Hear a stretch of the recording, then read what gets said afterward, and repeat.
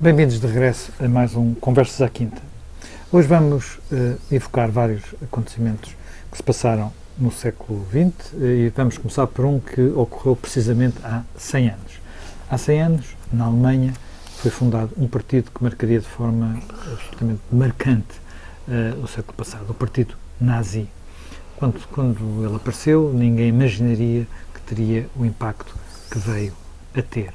Aliás, porque na altura ninguém tinha ouvido falar ainda de Adolf Hitler, nem sequer aquilo já existia uma força política que antecedeu, enfim, que se movimentava naquela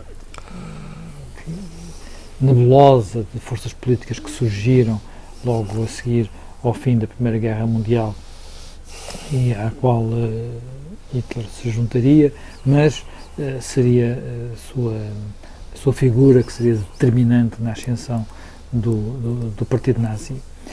Jaime Gama, as circunstâncias, o Partido Nazi nós associamos a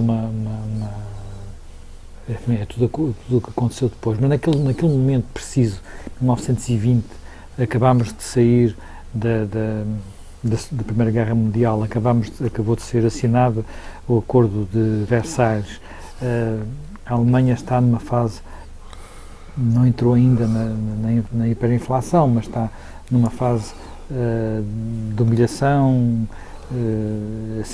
em que sente que não perdeu a guerra, mas perdeu. Como é que se compreende aquilo que vai ser o nascimento deste partido? Este partido nasce de onde? Até porque, na altura, Hitler ainda não era ninguém, não é? A própria ideologia nazi não se tinha ainda configurado. Não vamos mais para trás culturalmente, mas esse partido pode dizer-se que nasce do fim da Primeira Guerra Mundial e da derrota da Alemanha. E tem componentes várias. Por um lado, tem componentes doutrinais que vinham do passado, sobre a superioridade da raça alemã, sobre o antissemitismo, sobre a teoria do apunhalamento pelas costas da Alemanha na Primeira Guerra Mundial, o conluio entre a plutocracia e o judaísmo que faz ruir o Império Alemão e perder a guerra. Portanto, tem essas componentes doutrinais. E também tem, digamos, componentes de rua, porque nesse período, na Alemanha, praticamente desde o fim da Primeira Guerra Mundial, com a abdicação do imperador, há uma guerra civil. O Partido Comunista Alemão, influenciado pelo que se tinha passado na Rússia czarista, faz insurreições em várias cidades, em Berlim, em Hamburgo, no Ruhr, nas cidades industriais do centro da Alemanha, faz uma república soviética na Baviera e tem também milícias e tropas de choque. Por outro lado, havia na Alemanha muitas milícias. Essas milícias eram milícias que tinham uma origem anterior na constituição do exército alemão, eram, digamos, tropas auxiliares, e com o final da guerra essas milícias entram num período de perturbação, porque há uma parte dos seus elementos que não quer ser passada à disponibilidade e outra parte fica muito à mercê daquilo que é a orientação dos seus chefes. E muita dessa milícia vai ser usada como contra-tropa de choque às ações de rua dos comunistas e aos levantamentos e sedições feitas pelos comunistas. Estamos a falar digamos, de uma primeira base popular, porque estamos a falar de forças que basicamente se movem nos mesmos meios. Sim. Aliás, o presidente da Alemanha a seguir à guerra, Friedrich Ebert, que é social-democrata, usa esses Freikorps para combater a insurreição comunista separtaquista em Berlim. Há ali um uso também dual. Depois, qual é o espectro das forças políticas da Alemanha no fim da Primeira Guerra Mundial? Os sociais-democratas, é preciso de facto ir um pouco mais atrás, os sociais-democratas alemães que tinham, de alguma forma, vindo da Segunda Internacional, portanto eram umas forças já mais moderadas, tinham tido bastante influência. E tinham votado os créditos de guerra? Nos créditos, no final da guerra, no facto de terem pressionado o Kaiser a terminar com a guerra.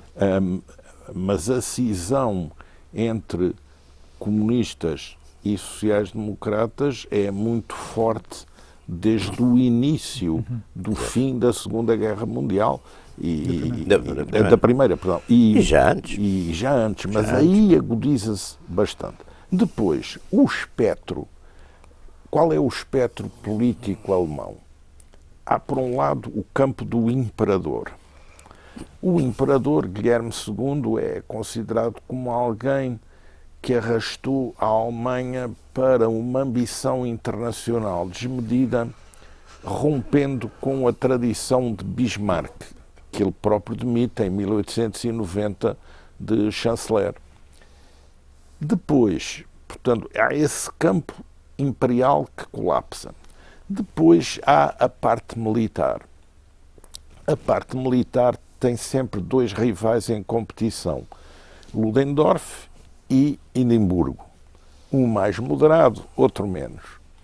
Que também, embora tendo sido eles a criar, de facto, uma situação que leva à negociação do armistício, tão depressa o armistício é negociado pelas forças políticas, basicamente pelos sociais-democratas e pelo Partido do Centro, o Partido Católico, aproveitam para sair dessa situação e, digamos, induzir uma opinião pública no sentido de que eles não tinham perdido a guerra foi perdida no acordo de paz, foi perdida na rendição e foi, sobretudo, perdida no Tratado de Versalhes.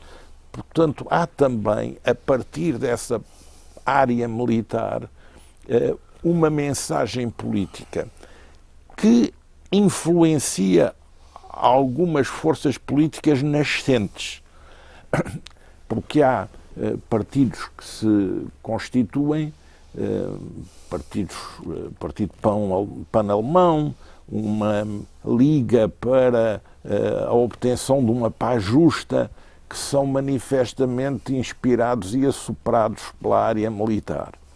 E é um bocado desse contexto que vem a nascer o Partido dos Trabalhadores Alemães, que é um partido que procura implantar-se socialmente, é um partido que rompe com os dois partidos tradicionais da direita, é um partido muito crítico da aliança sociais-democratas centristas, que são o Partido Católico, e também é um partido que se enfrenta com os comunistas e com os grupos comunistas mais radicais. E, portanto, vem a emergir desse campo, com vários teóricos, vários doutrinários.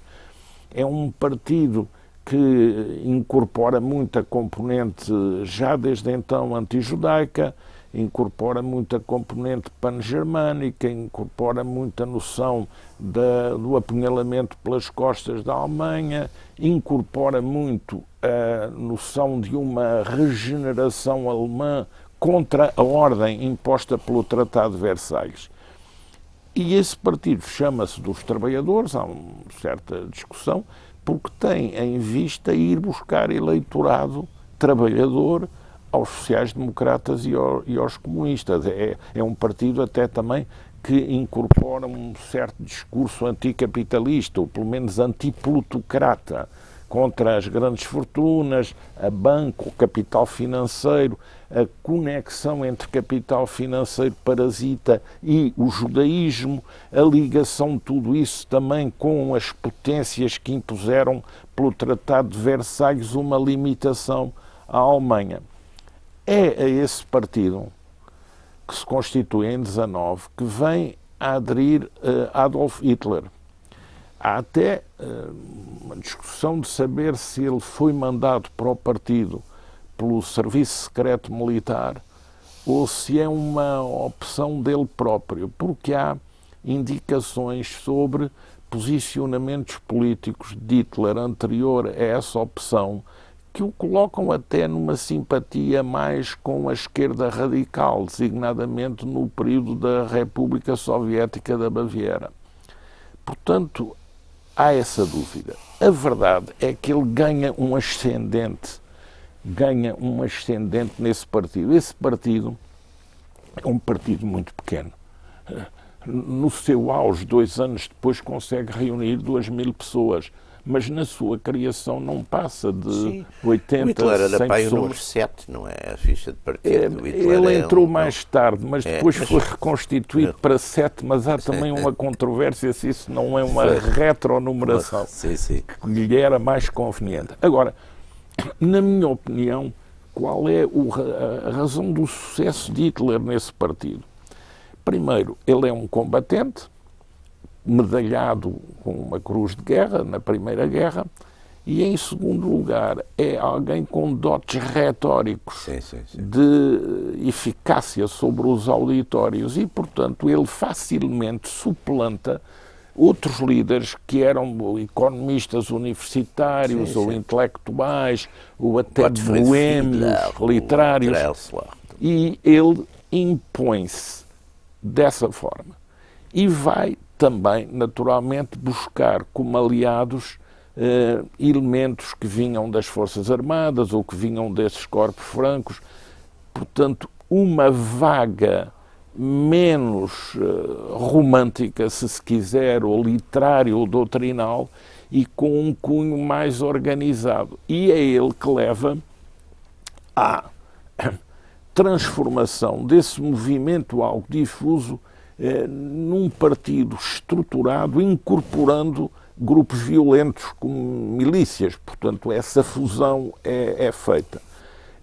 E é sintetizado um programa político, os 25 pontos, que não existia. Claro. E ele também incorpora alguns objetivos de política externa claros. Não só incorpora a questão da superioridade racial, a questão da desvalorização e redução de cidadania às minorias, como incorpora a recuperação dos Sudetas, da Áustria, da Alsácia-Lorena, do corredor de Danzig, ou seja, ele fixa mais os objetivos dessa força política. Depois, o trabalho é um trabalho organizativo e o trabalho é um trabalho reforçado pela degradação da situação. Não quer dizer que a Alemanha até chega a recuperar, mas depois, com a crise de 29, afunda-se por completo. E, portanto, o partido nazi é um partido... Quando ele vai chegar ao poder é muito em tempo 33, depois. sim. É 33. Mas, entretanto, ele, digamos, há um período longo, um período de mais de 10 anos, em que o partido vai passar, praticamente tem uma expressão... Altos e baixos, mas sempre uma expressão muito pequenina.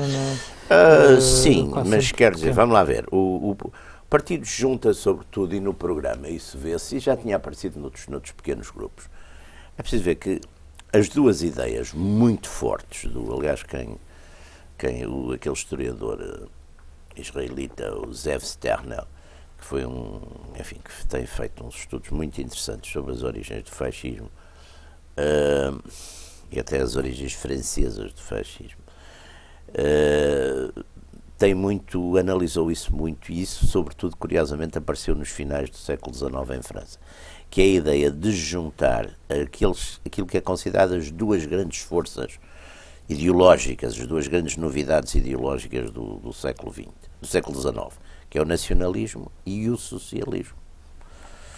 E, portanto, curiosamente, nestes grupos todos que aparecem e que saem, portanto, das linhas direitas tradicionais, que era muito uma coisa ainda, enfim, de tipo com valores ainda muito conservadores, da velha Alemanha, da Prússia, etc., surgem muito nestes grupos. Que eram valores, basicamente, que a gente pode chamar reacionários. São valores reacionários, tradicionalistas. E aqui estamos a falar de forças que têm revolucionárias. São forças revolucionárias. Quer dizer, o problema, e aliás é muito aquela designação da direita revolucionária, que aparece exatamente que, aliás, com o fascismo em Itália. Esses reacionários, por regra, têm uma ligação até muitas vezes às igrejas, digamos assim. Às igrejas, tem a aristocracia, são ateus, são movimentos ateus.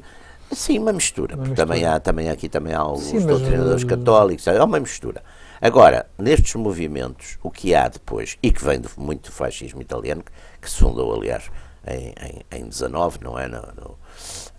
Em março de 19, quer dizer, é esta ideia de juntar, portanto, a nação e o socialismo. O socialismo no século XIX, através de Marx e depois, enfim, toda a teoria pós-marxista, leninista, etc., tudo isso é um movimento internacional.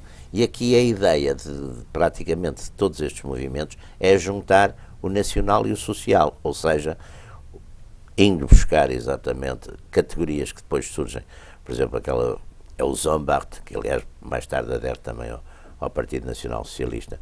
O Werner Zombart, por exemplo, é o homem que faz aquela distinção entre o capitalismo financeiro e o capitalismo industrial. Um é bom, que é o capitalismo industrial, outro é mau, que é o capitalismo tal sem pátria, que é o financeiro, que está ligado aos judeus, essas histórias todas. Mas a ideia, isso aparece muito nos 25 pontos, é exatamente depois medidas, por exemplo, do ponto de vista social, muito radicais.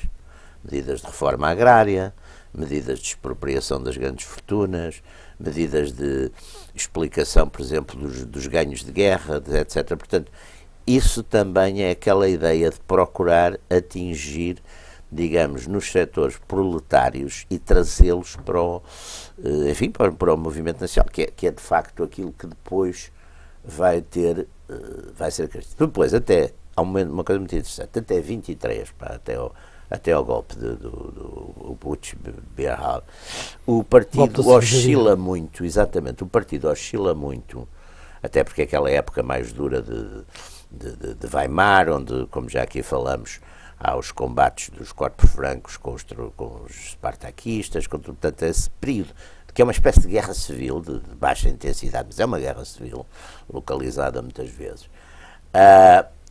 Há, portanto, ali uma hesitação entre o assalto ao poder por via violenta e, claro, com a derrota do Beerhal-Putsch, não é? E depois a prisão do Hitler, etc., o partido renuncia exatamente a essa ideia violenta e vai decididamente para a competição eleitoral e democrática, quer dizer, respeitando as regras do jogo. Até se atribuía ao Hitler uma frase que era: nós vencemos a democracia na democracia e pela democracia. Essa frase é um bocadinho apócrifa, eu nunca a encontrei em nenhum texto, mas que, enfim, poderia ter sido de facto dita por ele.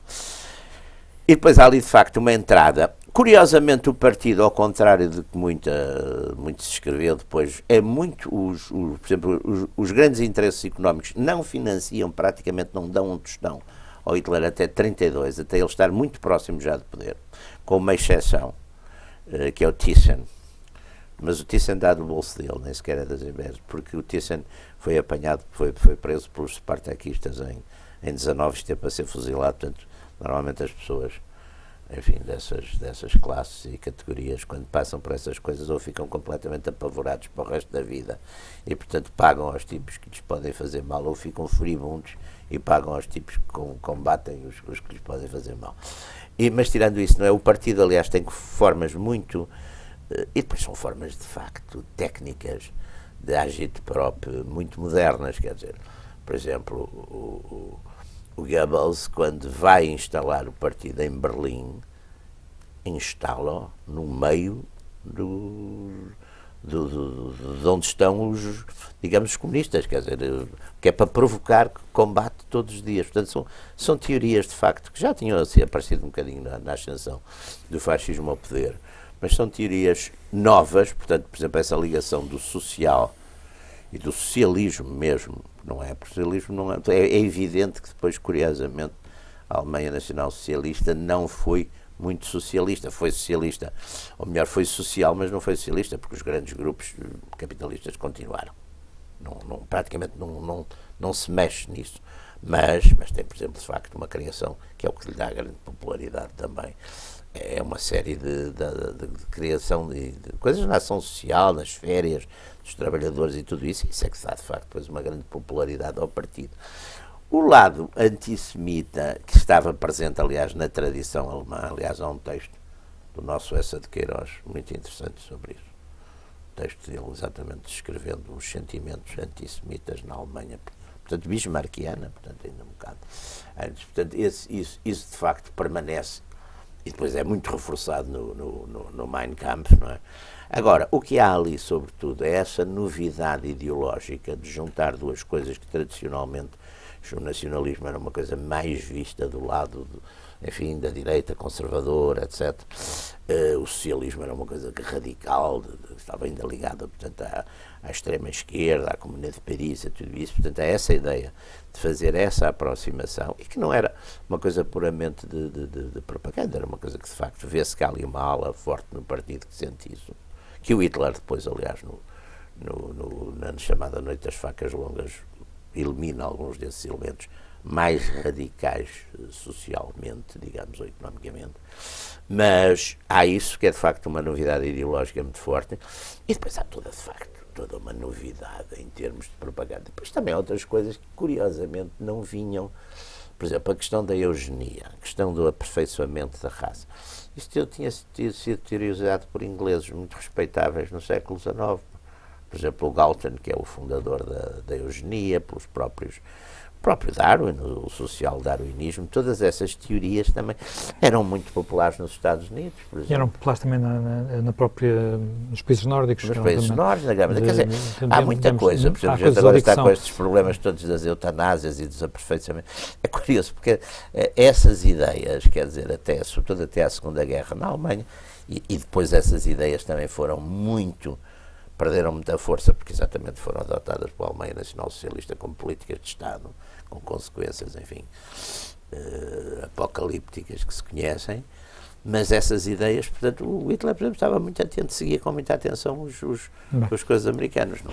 Já me engano, há em toda a questão do movimento nazi a opção com o antissemitismo, a opção com o judaísmo, ou com os judeus. No entanto, nós podemos dizer que enquanto a questão se colocou no território da Alemanha, houve perseguições, houve as leis de Nuremberg, houve a noite dos a Kristallnacht, mas não houve, os judeus não foram uma ação de extermínio. Aliás, se me dá licença, deixa-me acrescentar uma coisa muito curiosa. Eu observei, das populações judaicas da Europa, uma das que sobrevive mais, porque exatamente começou a haver a perseguição, e portanto quem pôde, e foram muitos, foi saindo. Não é? Escaparam muito, quer dizer, curiosamente é dos pontos mais interessantes. Porque, sim, foi uma coisa gradual. Foi gradual e não havia, digamos, coisa. Onde se dá a mudança é quando há a ocupação, digamos, outro ponto central outra obsessão, outro ponto central da ideologia nazi é a ideia do espaço vital, a ideia de que a Alemanha necessita de mais espaço e, portanto, que esse espaço está a leste e que é necessário ocupar os territórios de leste, e para ocupar os territórios de leste é necessário, de alguma forma, esvaziá-los para abrir espaço para os alemães. Isso naturalmente tem a ver com quem lá está. Quem lá está são polacos, são ucranianos, mas são também muitos judeus. E há um momento em que passamos unicamente do banimento e da colocação de cidadãos de segunda classe para o extermínio puro e duro, e, portanto, há a famosa reunião do Lago de Wannsee e a decisão de iniciar o processo do Holocausto, portanto, do extermínio sistemático.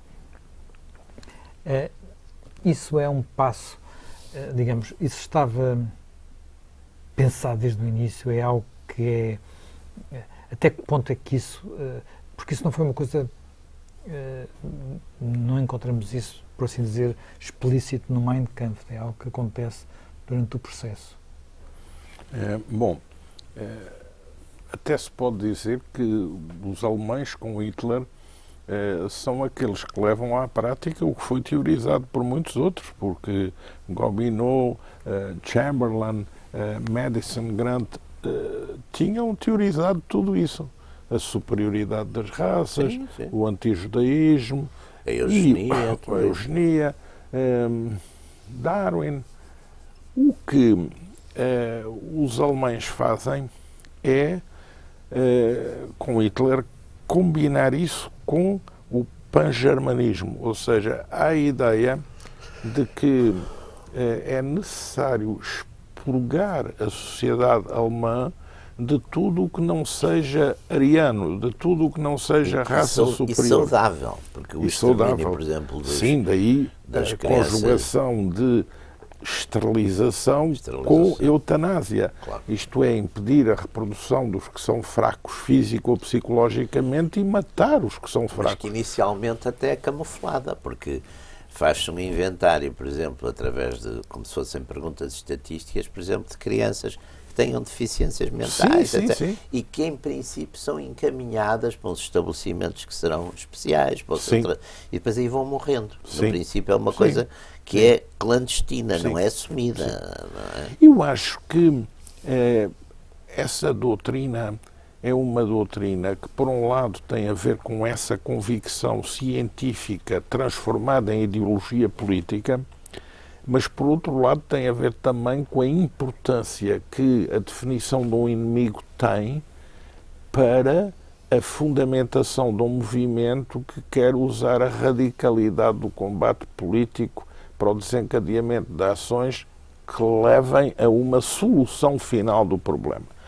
Como na Alemanha as políticas, apesar de muito violentas também, e muito persecutórias e do ponto de vista jurídico verdadeiramente confiscatórias da cidadania aos judeus, aos ciganos, testemunhas de Jeová e também aos eslavos, porque há um momento em que nas categorias raciais inferiores os eslavos têm também uma função ideológica determinante. Como há essa fuga dos judeus da Alemanha, passam países como a França, a Espanha, Portugal, vão para os Estados Unidos. Aí Hitler não podia nada fazer. Mas para os que foram para leste, para a Europa Central, podiam fazer. E daí é que nasce a ideia de extermínio final da raça judaica através da organização industrial de campos de morte, campos de extermínio, cujo dispositivo fundamental se encontra situado na Polónia. Polónia. Que a guerra também favorece isso, no estado de guerra. A guerra. Na Polónia, naquilo que era a Ucrânia.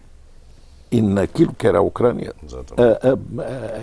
Essa operação é uma operação que vai sendo estendida na medida em que há essa fuga, em que havia fortes comunidades judaicas também nesses países, e em que há um programa a presença também... judaica nesses países é muito superior à presença que havia na Alemanha, não é? Estamos a falar de comunidades de facto milhões. Eram os judeus pobres. Eram os judeus pobres, eram os judeus ricos.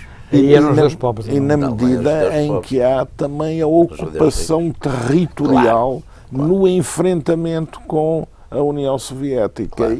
E eu acho que a dramatização suprema da solução final é uma coisa que tem muito como argumento de mobilização para o exercício cru da violência o enfrentamento com a União Soviética e também a ideia de que os judeus que fugiram da Alemanha, que eram uma mão que comandava os Estados Unidos para, digamos, enfrentar a Alemanha nazi. Aqueles judeus que, aliás, depois são todos liquidados praticamente pelo Stalin, mas que inicialmente, de facto, o Comitê Central do Partido Bolchevique tem uma enorme quantidade de judeus. Stalin liquida-os. Está bem, e aliás, Hitler tem várias palavras de elogio a Stalin por ter, digamos, eliminado a componente judaica do Partido Comunista da União Soviética. Nos anos 30. Porque essa articulação é uma articulação que não deixa sempre de ser realçada na propaganda nazi. Claro. Desde o período doutrinal até ao período em que também os nazis ainda na Alemanha fazem os golpes em Berlim com Kapp, o golpe de Munique com Hitler-Ludendorff. O Kapp não era bem... Sim, mas tinha ali um apoio, e o golpe do Exército Negro também, numa cidade alemã. Ou seja, essa componente doutrinal é uma componente que tem um valor exacerbatório da tensão emocional na definição de um inimigo, que desculpabiliza e justifica aos olhos dos próprios o emprego da violência extrema. É o morte tua, vita mea, quer dizer, ou nós os matamos ou eles vão nos matar a nós. E, portanto, isso tem um valor para exacerbar o fanatismo doutrinal e, portanto, para justificar extremas ações de violência. Mas uma das coisas que faz neste dispositivo, nós muitas vezes concentramos quando olhamos para este dispositivo, olhamos muito para os campos de concentração. Sim. E esquecemos um bocadinho tudo o que se passou na primeira fase do Holocausto, que é o que se passa sobretudo na Ucrânia e nos países bálticos, em que o extermínio é levado a cabo basicamente pelos grupos... Sim, são grupos auxiliares. Que são e grupos onde auxiliares os locais formados, colaboram muito. Claro, há muita colaboração dos locais, há os polacos e também ucranianos.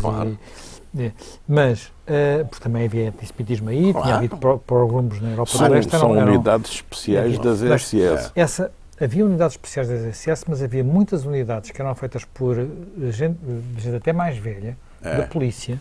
Portanto, idades já nos seus 40 Aliás, os anos. Guardas dos campos de concentração, como é lógico, não polícia, eram portanto, eu diria, e este é o ponto, estamos a falar de alemães não doutrinários, como seriam seriam os recrutas dos SS. Sim. Portanto, e que participam naquilo que é uma forma de matar bastante mais direta do que... fuzilamentos. Diferente. Há muita documentação sobre isso. Diferente. Os campos de concentração, aliás, é muito curioso. Os campos de concentração, aparentemente, são coisas mais... Porque o Toland, limpas, o Toland diz que a ideia do campo de concentração, que o Hitler era um tipo muito curioso sobre as coisas da Alemanha, sobre os Estados Unidos, e uma das grandes leituras do Hitler em jovem era o Karl May, as aventuras do Karl May no oeste americano. O Karl May até era um tipo com uma certa simpatia pelos índios. E o Toland, numa altura, num passo qualquer, diz que o Hitler, as reservas que os americanos instituíram para os índios, onde os índios foram morrendo de uma maneira geral, também foi uma coisa que impressionou muito o Hitler, e que, portanto, aquela ideia do campo de concentração inicialmente era a ideia da reserva. Portanto, é pôr em determinadas condições, enfim, que são claro que depois a guerra agravou tudo isso. Portanto, agora, é muito interessante o campo porque eu acho... O campo de concentração não era assim uma coisa do outro mundo. Digamos, um dos primeiros, por exemplo, Buchenwald. Eu estive num detido na África do Sul, quando entramos. Era um antigo campo de concentração, não nos batiam. Mas havia campos de concentração um pouco por todo lado, não é? Os ingleses, aliás, fizeram... Há campos de concentração na Alemanha, que não eram campos de extermínio, claro. Alguns às portas de Berlim, como Buchenwald, por exemplo. Imensos dirigentes alguns às portas alemão. Esses que estavam na Alemanha inicialmente, muitos sobreviveram. Portanto, os piores foram, de facto, os da Polónia, Mas eu estive... Porque há uma diferença entre o campo de concentração e o campo de extermínio. Alguns até eram muito pequeninos, por exemplo, a Treblinka era um campo mínimo, era mesmo só para chegar lá e matar. Exatamente. Era um forno escarmatório. Nós estivemos saíam dos comboios, iam para o forno, os ingleses, passavam pela câmara de gás, enfim... Aliás, os ingleses fazem isso para vencer os Boers, é exatamente meter as famílias todas, os combatentes, portanto, isolá-los em campos de concentração. Uma grande parte dessa gente morreu. As mulheres, as crianças, etc. Portanto, foram também inspiradores. Há muita coisa que foi inspirada aí. E agora, o Hitler queria, de facto, como o Jaime Gamaliel acentuou, cria-se também ali uma tensão que tem muito a ver depois com toda aquela mística wagneriana, a Batalha de Siegfried, portanto, aquelas coisas final, as batalhas finais de toda aquela epopeia wagneriana. Portanto, é sobretudo a criação de um espírito que é ou nós ou eles. Quer dizer, aqui não há escolha. Quer dizer, o povo alemão está rodeado de inimigos, não é? E, portanto, não tem escolha. Quer dizer, ou morremos, ou os matamos, ou matam-nos eles a nós. E isso também é um ponto. Claro que depois é reforçado pela questão da guerra e pela sorte da guerra, não é? Portanto, há essa... Até porque parte disso é quase... Por exemplo, as leis de Nuremberg. As leis de Nuremberg isentavam os judeus que tivessem, mas isso depois não foi observado, os judeus que tivessem combatido pela Alemanha na guerra estavam, de certo modo, retirados dessas categorias. Portanto, mas isso depois não é cumprido a partir de uma certa altura, não é? Portanto, não há, quer dizer, não há, que é talvez a coisa mais odiosa de tudo isto, é que grande parte dos judeus alemães sentiam-se muito mais alemães que judeus. Sim, grande parte deles, Não, grande deles combateram e estavam integrados, aliás, eram essencialmente de classe média e até alta classe média, portanto estavam, claro, ocupavam exatamente, e o Essa, aliás, nesse texto que ele tem muito interessante, não sei se é nas Cartas de Inglaterra, mas é um texto muito interessante que ele diz que, de facto, aquela questão que havia as grandes queixas contra os judeus, porque era grande parte de profissões liberais, sobretudo os médicos, os advogados, e depois ali uma certa coisa corporativa. E o Essa também com a graça dele, mas ao mesmo tempo previne do que pode... No entanto, há sempre uma questão que ainda hoje divide as pessoas e divide quem pensa sobre estes assuntos, que é até que ponto os homens banais podiam fazer ser os executantes desta política, portanto, incorporar, até que ponto é que incorporavam toda a ideologia ou eram apenas executantes. E desse ponto de vista o livro da Hannah Arendt, A Banalidade do Mal, ainda hoje é discutido, não é? Como é que hoje podemos olhar para trás e interpretar essa... É a banalidade do mal e é a divisão de trabalho. Quer dizer, o tipo que produz o gás diz, eu faço o gás, não tem nada a ver com o que depois é utilizado, não é? E o tipo que faz não sei o que nas câmaras diz, olha, eu tenho esta função. Portanto, é aquela ideia que afinal era só o Hitler, quer dizer, o culpado era o Hitler, meia dúzia de tipos que foram ali julgados e condenados em Nuremberg, o resto tinha passado ali por, não sei, quer dizer, não... Bom, ali há o problema central da Alemanha sair de uma guerra, que ela, digamos, acaba por não conseguir evitar, porque ela não consegue deixar de ser arrastada para uma situação criada pela Áustria. Depois tem 13 milhões de soldados durante a guerra, mobilizados, tem 2 milhões de mortos. Depois tem a instabilidade brutal que teve no fim da Primeira Guerra Mundial, com essa confrontação de grupos e contra-grupos, e depois tem uma hiperinflação e uma crise económica que dissolve tudo o que era a poupança das famílias, sim. E os abastecimentos, a alimentação, o funcionamento da vida normal.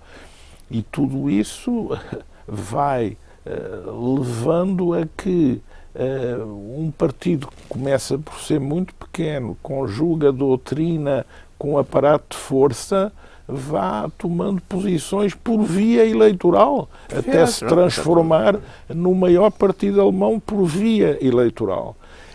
Partido esse que também, numa certa fase, começa por ser apropriador de mensagens e objetivos da esquerda radical, porque incorpora a palavra socialismo na palavra nacional, e tem programas de nacionalização, de confiscação da banca, das fortunas mal constituídas, e que depois também controla o seu sector mais radical, as SA, num golpe.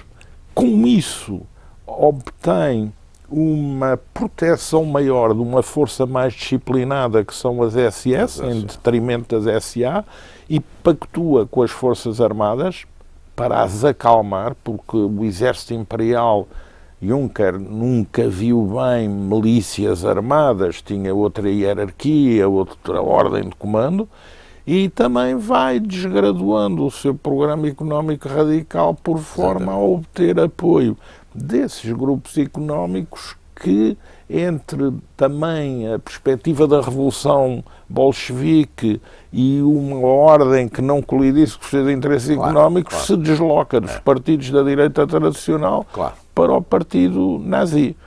Depois, com a guerra, e com a guerra para leste e com a guerra ao ocidente, com a entrada dos americanos na guerra, essa radicalidade toda vai-se, obviamente, extremando e explica como um país que era um país desenvolvidíssimo do ponto de vista académico, cultural, do ponto de vista intelectual, assiste à prática pelos seus cidadãos de todo esse conjunto de atos criminais e de genocídio que não tem paralelo na história. E esse é, por exemplo, a grande interrogação, não só da Hannah Arendt, como de George Steiner, como é que Buchenwald fica ao pé de Weimar, como é que Wagner é o autor das obras de que é autor e discutia com a mulher o combate aos judeus e a eliminação dos judeus, como é que pessoas como Céline ou Rabaté, que ele próprio considera grandes escritores, também apoiaram tudo isso e se deixaram envolver, o Heidegger se deixaram envolver nesse tipo de doutrina. E, no fundo, como é que a população também, em grande parte, é passiva e, em grande parte, endossa esse projeto e até o faz de uma maneira, no final da Segunda Guerra Mundial, uma maneira sacrificial em extremo, perante os bombardeamentos aéreos, perante a invasão soviética. Não, no final, mesmo já com... Não há passagens. Aliás, há um texto fabuloso. Rendição, quer dizer, quando já usou... Quando percebe-se isso... Os russos em Berlim perdem dezenas de milhares, têm dezenas de milhares de baixas. Os russos entram em Berlim, mesmo os americanos, quando entram, podia-se dizer, pronto, é os russos, eles têm medo porque os russos violam as mulheres, os russos... Não nos podemos render aos russos. Mas os americanos estão a entrar para o outro lado e até à véspera deles se renderem, os presidentes de Câmara, toda a estrutura que se mantém em pé, continuam a dar as ordens e a cumprir... E há uma coisa... E a manter o Estado, e a manter... Aliás, há um texto de Stalin sobre isso, muito interessante, porque há uma pergunta que é feita, já não sei, no fim da guerra ao Stalin. As perguntas se o Hitler era ou isso era um louco. E ele diz, um louco? Não sei se era um louco, porque nós entramos no território alemão em fevereiro de 45, ou em janeiro de 45, quando eles atravessam o Oder. E até ao fim da guerra não tivemos um grupo operário, uma coisa que se entregasse. Portanto, estava, de facto, a queda a queda do fascismo em Itália, praticamente um golpe de Estado, não é? De um dia para o outro, aquilo esboroa-se. A população alemã estava, de facto, completamente aderente. Discute-se muito a influência nisso da hierarquia militar da administração prussiana. O Estado prussiano como Estado modernizador, autoritário. Claro.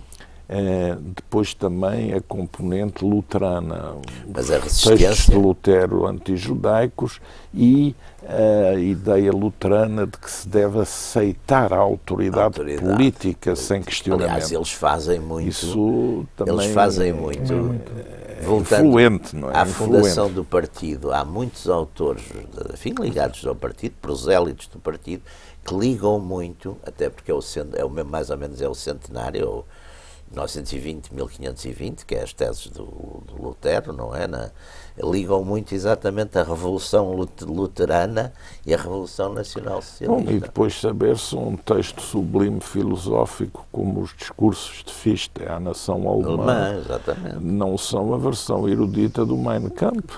Claro. Ou seja, quando se propõe a superioridade da língua e de uma nação entre os povos, arriscamos a que haja uma vulgata popular desse tipo de ideias perfeitas no campo abstrato. Portanto, há aí uma interligação. E a coisa wagneriana, quer dizer, que é de facto ao mesmo tempo uma mistificação, porque nunca houve Nibelungos, não, quer dizer, é uma coisa completamente inventada, mas que criou muito também esse clima. Aliás, o Hitler era um fidelíssimo. E a família Wagner foi sempre grande apoiante até ao fim. Até ao fim. Terminamos mais um Conversas à Quinta. Regressamos dentro de 2 semanas.